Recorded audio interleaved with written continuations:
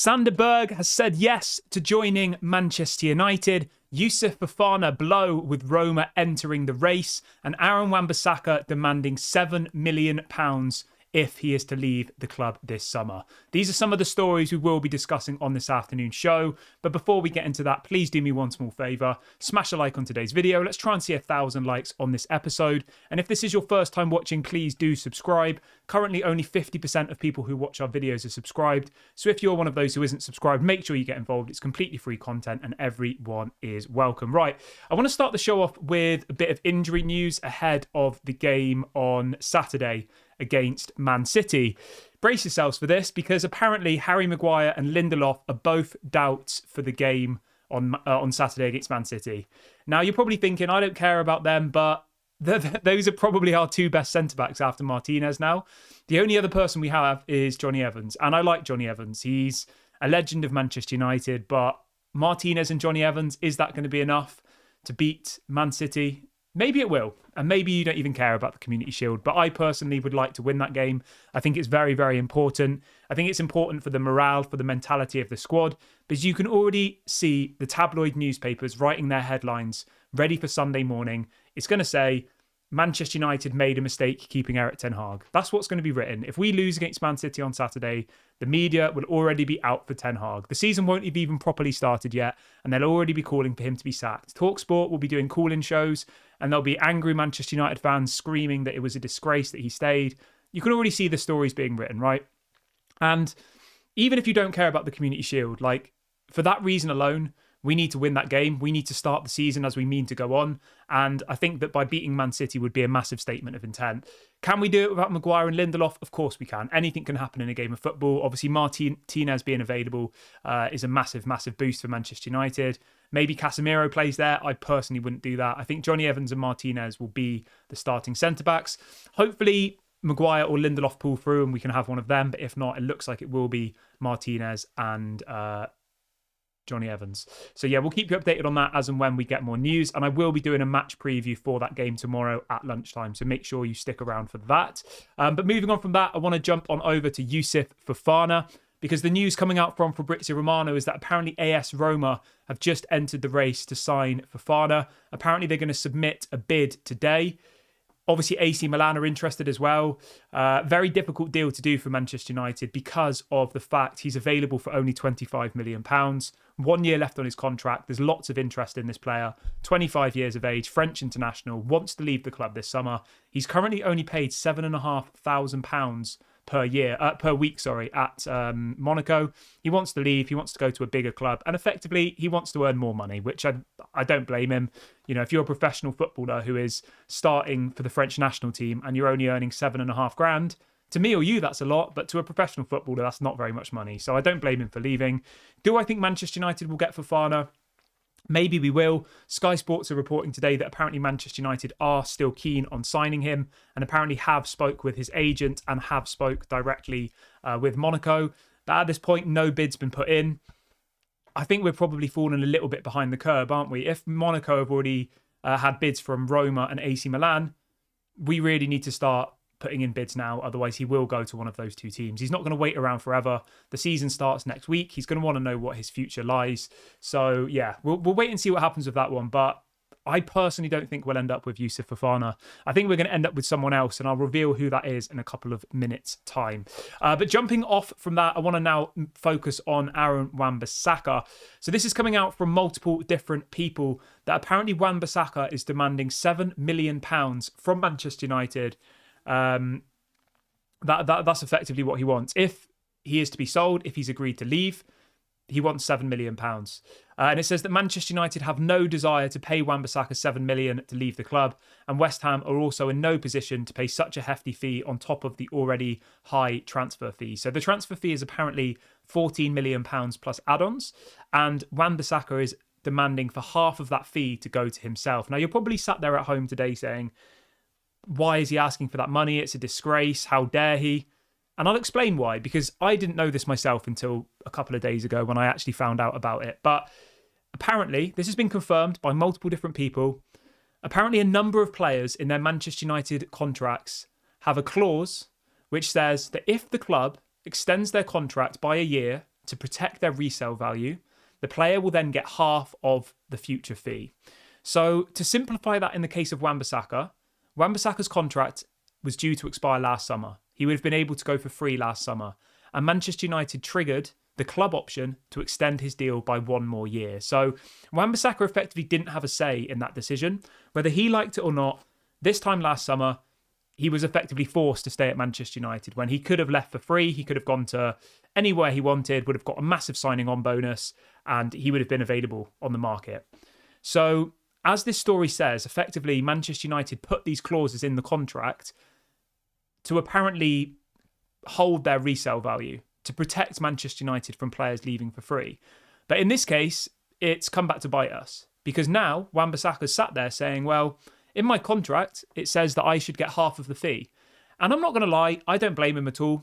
I know if you take your red-tinted glasses off, right, and you're just a normal footballer who has no association with Manchester United, you don't support Manchester United, you're not from Manchester, none of your family support them, why would you not demand that money? Of course you would. There is no way on earth any of you watching this video today would not ask for that money. Of course you would.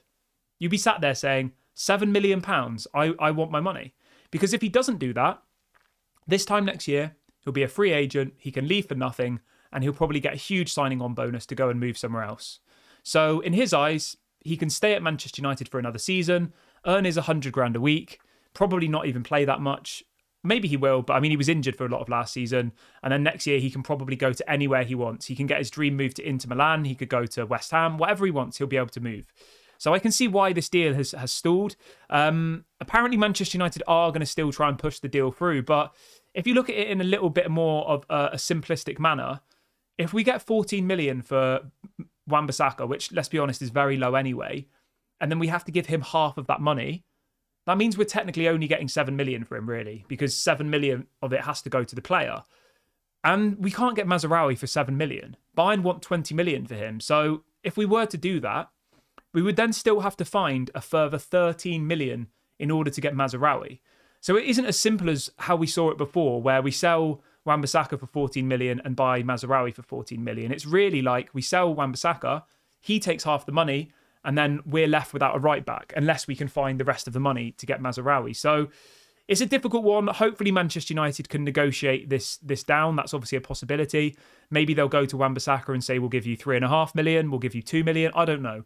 Obviously, that's not something I have the information on at this point. But as it stands, at the point of recording this video, Wan-Bissaka is happy to move to West Ham. West Ham have agreed a deal with Manchester United, but unless he is given £7 million, he will not be going anywhere this summer. Obviously, that's ridiculous. Obviously, it's absolutely sickening, but that's 100% of that fault is on the Glazers because they were dumb enough to include that in people's contracts. That's not Wan-Bissaka's fault. That's not Ineos's fault. So any anger shouldn't be directed at the player. It should be directed towards the Glazers because they were stupid enough to include these types of rules into people's contracts. But yeah, let me know what you think about that one in the comment section below. I assume most of you are going to be unhappy about it, but I've tried to explain it in a calm and balanced way and explain that this is a contractual thing. It's a legal thing that's in the contract. You know, it's not him just saying, give me money for no reason. So you can't really be angry at him because we would all do it if we were footballers, wouldn't we? So yeah, that's that. But moving on from that, I want to talk about Manuel Ugarte really, really quickly. So the latest on Ugarte is that apparently PSG have told Manchester United in the last 24 hours that they will not be dropping their valuation. 60 million euros is the valuation.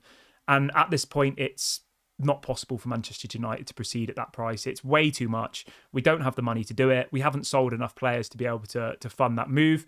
So Manuel Ugarte to Manchester United is now looking increasingly unlikely. 3 weeks until the window closes. There's no way we're going to raise 60 million by that point. Hopefully I'm wrong. Hopefully tomorrow we wake up and Maguire's gone, Lindelof's gone, Wan-Bissaka's gone, McTominay's gone. But in reality, we have still struggled to remove players, haven't we? But yeah, so that's that. I think Ugarte is probably done.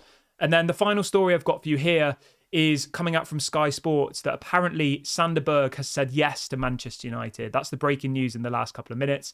And they're reporting that Manchester United have now held official talks with Burnley to discuss a deal for Sander Berge. He's effectively said yes. He's agreed personal terms. He wants to join Manchester United. And it looks like that's the player that we're going to get. Youssouf Fofana, Roma and Monaco are way further advanced in the deal. Zubimendi is going to Liverpool. Rabiot, I don't know what's going on with Rabiot, but most people don't seem to want him anyway. Manuel Ugarte is too expensive. So Sander Berge is looking like he will become a Manchester United player. A fee of around £20 million is being discussed in the media today. I want you to let me know in the comment section, like, please just let all the emotions go and just look at it from a rational perspective. Considering where we are and the season starts next week, would you be okay with Sander Berge coming in? I would. I would have no problem with it at all. He's Premier League proven. He's 6'4". He's very physical. He's very strong.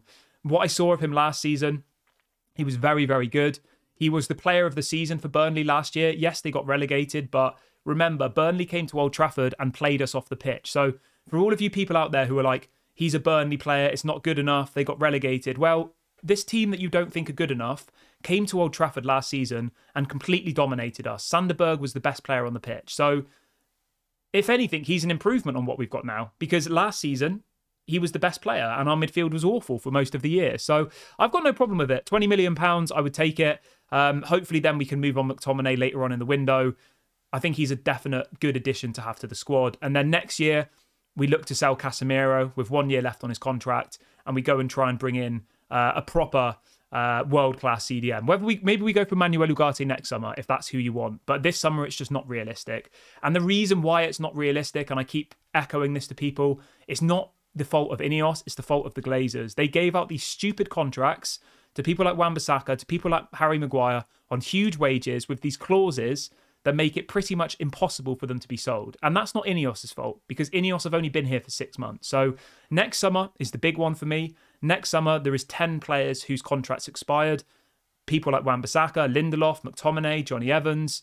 There's probably some others I've forgotten about as well.